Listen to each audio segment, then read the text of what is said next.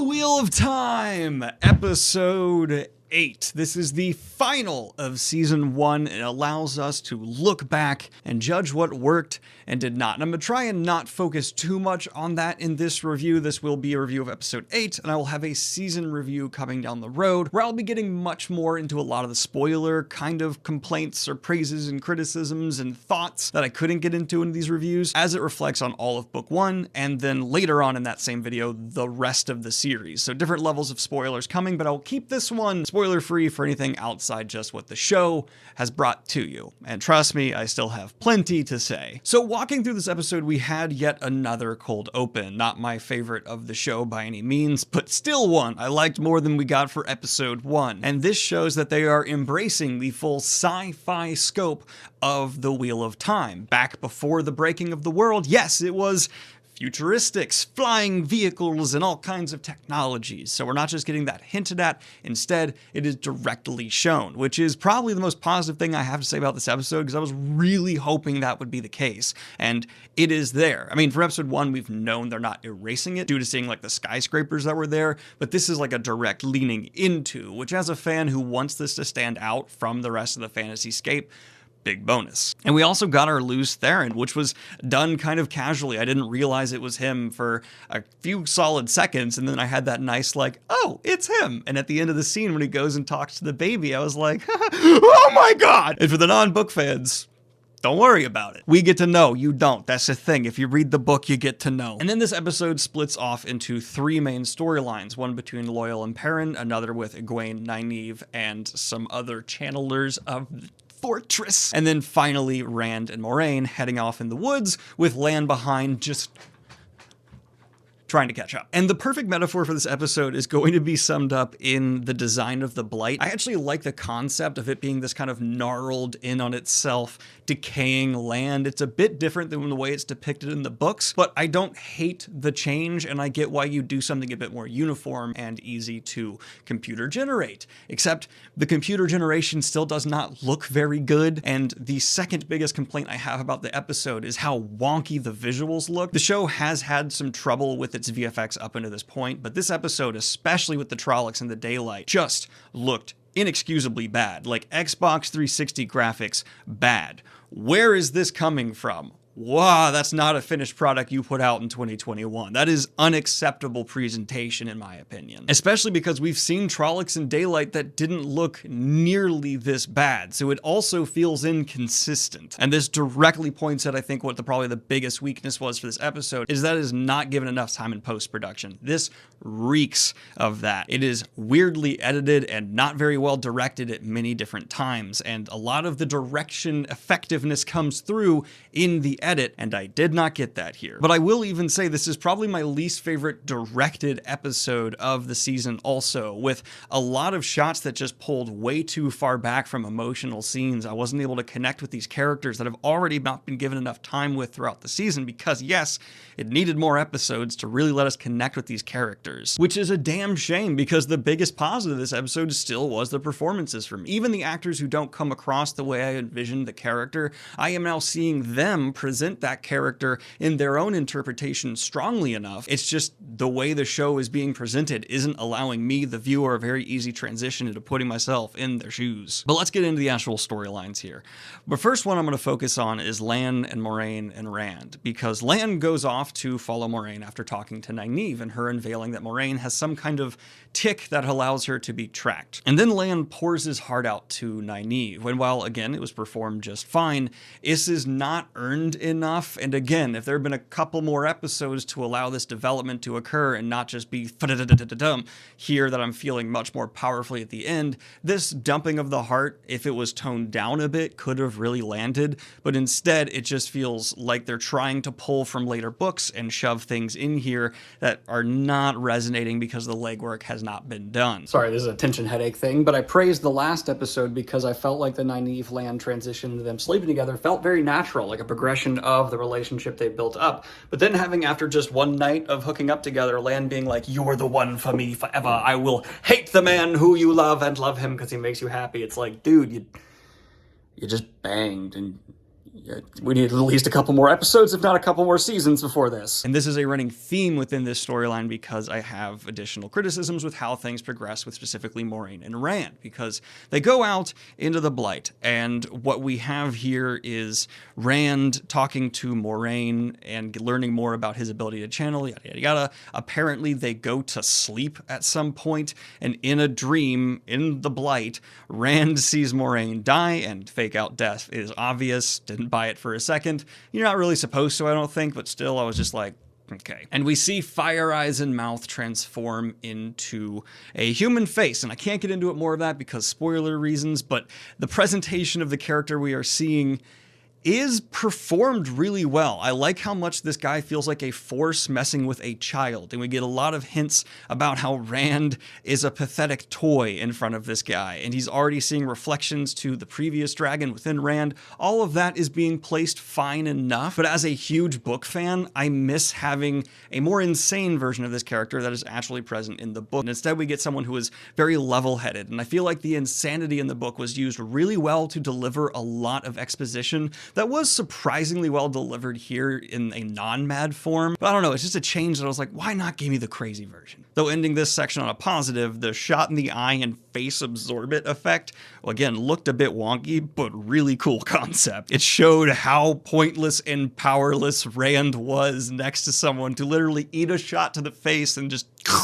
Although Rand, note, if someone has fire eyes, probably not going to be hurt by an arrow to the skull because their brain would be on fire. But this person, again, with their back and forth with Rand wakes up and Moraine's alive, and she's like, oh, dreams are important here. But the way Rand woke up was stabbing himself, and I hope the show makes a very important distinction. I guess you could consider this a spoiler if you consider just simple rules about the magic of Wheel of Time that have not been shown yet to be spoilers, but in the dream world, which is separate from having your dreams invaded, if Rand had stabbed himself in the stomach, correct me if I'm wrong, book fans, but he would have died because any physical pain inflicted on you in the dream world does manifest in reality, versus having your dream invaded, which I assume is what happens to Rand, and there, yeah, you can be cut open and you're not going to die. So this had to have been his dream being invaded rather than pulled in.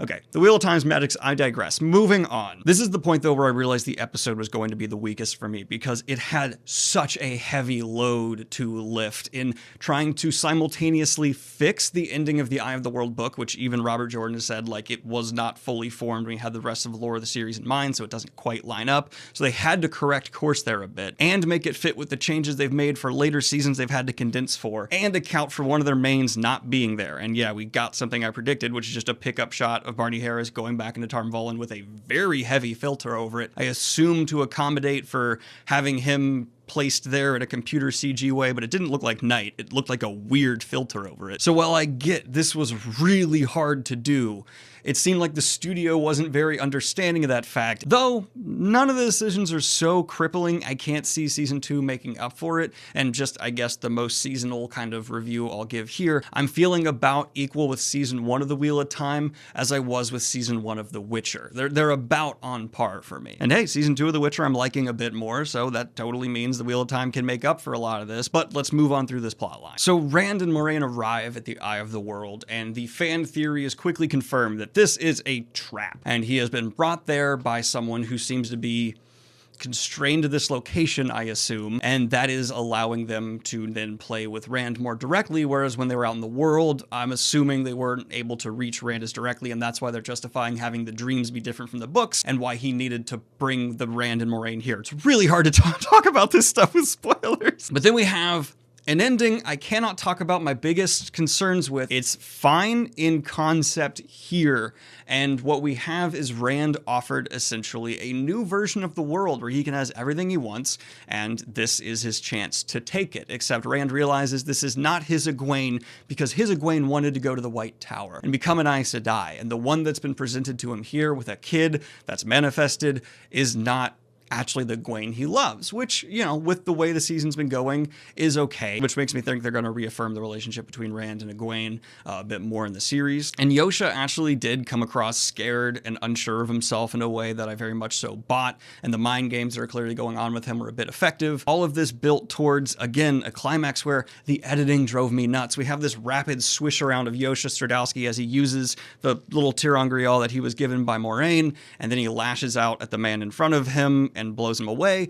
And the editing around it was just so wonked. Like, I don't mind the premise here because it's a parallel to something that's in the books later on, but its execution just felt so wildly undercooked. Though, ending on a positive note, having that face as it's obliterated and blown away disintegrate the way it does, and then also end with a smirk and smile, proving all of this was a trap and just a simple test to see how strong the dragon was. That was nice. I like that little detail. It's like, good, that is that character, and that is the way that should be done, because it's why the justification of not just destroy, whatever. Again, can't get into spoilers are hard! But during this confrontation, while Rand was unconscious, Moiraine lashed out at this figure, and it cut her off from the source. He specifically says it's still there, just out of reach. So I don't think he actually cut her off in the sense that Logain was, because also the animation we got was completely different. But instead he has done something to just permanently block Moiraine from accessing the one power. At least while he was there, he's super strong, so that could be undone. I will say it's within Moiraine's character to lash out in situations like this. My biggest gripe is just how different channeling is being portrayed than it is in the books here, and it feels just like a simplification to a point that's unnecessary, even for condensing the show this much, but we'll get into more of that in a minute. But after all this is said and done, Rand says goodbye to Moiraine and just basically says, tell everyone I'm dead because I know I'm gonna go insane and kill all my loved ones. And this whole conclusion to this arc felt kind of janky to me. Lan, perfectly timed, comes out after all is done and is there for Moiraine to explain things to. And it just felt like it could have been written a lot smoother. But cutting over to another one of our arcs, we have the city is under attack from a Trolloc horde numbering between 5,000 to 20,000 strong, and we also have Dark Friends infiltrating the fort, led by Padan Fain, going for the Horn of Valir, which we are shown exists in the fort as is being pulled out to be smuggled away. And all the women who can channel are called to the front lines outside the fortress, which I don't know why they weren't just put on the wall and instead went out to the middle of this place way in front of the fortress, because they were very directionally accurate with their attacks, and it feels like they could have been safely on the wall and then attack from there. Would have made more sense, the wall of the fortress, not the one that was taken out in the gap. And it also had a couple weird shots directorially of having like Egwene and Nynaeve just walk in from direction. This show has a really big issue with placement for me. That's something that's really important in the communication of, you know, establishing battles especially. But they link, a premise I like, and this person who was not powerful enough to become an Aes Sedai but has a lot of the training of one is then granted the power of every woman who can channel the city to unleash on the army. And in concept, really like this sequence, having the army just butchered in front of these Aes Sedai, showing the power of channeling. Such a cool idea. Execution was better than the episode had led me up to think it would be, because it's now nighttime and the Trollocs don't look as weird, but they still did not look nearly as good as the expectations are for 2021 with a show with this budget. And I would have loved to have seen this whole season maybe delayed just to shore up these visuals that are so important to selling the climax to your season. But as this army is being destroyed, the woman in charge of the linking starts to burn herself out, and she is enjoying Sayadar so much she can't really let go. A real problem that is prevalent throughout the series. People become addicted, and if you're suddenly exposed to way more than you've ever been able to have before, reasonable reaction, it's described like a drug. And then we have my definite least favorite thing to happen in this episode, where they're all burning out one by one, and Nynaeve and Egwene are about to burn out. And then Nynaeve somehow knows how to go over to Egwene and take her burden of the burning that's happening to all of them. And then she gets burned out. The person is then cut off as they burn themselves out, and the only one left alive is Egwene, because somehow Nynaeve knew how to do that. And then Egwene gets up, cries over Nynaeve, and it's pretty clear Nynaeve is not alive, in my opinion. Her eyes are singed to such a degree, like that's going to be deep in there. She's either dead or about to be so. And then Egwene heals her through just wanting to and knowing how to channel. One of the most difficult things to do in the Wheel of Time, just does it because sad. It feels like because plot. And that's the end of their plot line. And finally what we have is the Perrin and Fain bit, where I'm pretty sure this was supposed to be Matt, because Perrin had not spoken to Padan Fain to my recollection, or at least in any significant way. Up until this point, he's just seen him a few times. I mean, Padan Fain was literally trailing Matt and Rand the whole season. This does feel like he's suddenly interacting with someone else that he isn't set up to narratively. Then the performances here are pretty good. We have Fane being slick and evil. Perrin is kind of toying with the idea of the Tinkers, but here it's just completely no longer registering in his brain because yes, everyone's in danger and that fits his character. He likes the idea of the Way of the Leaf, but he can't bring himself to embrace it. But it's clear the Dark Friends are working within this fortress, and what we end up having is Perrin coming across Loyal, who's now been stabbed by Padon Fane, who's stealing the horn.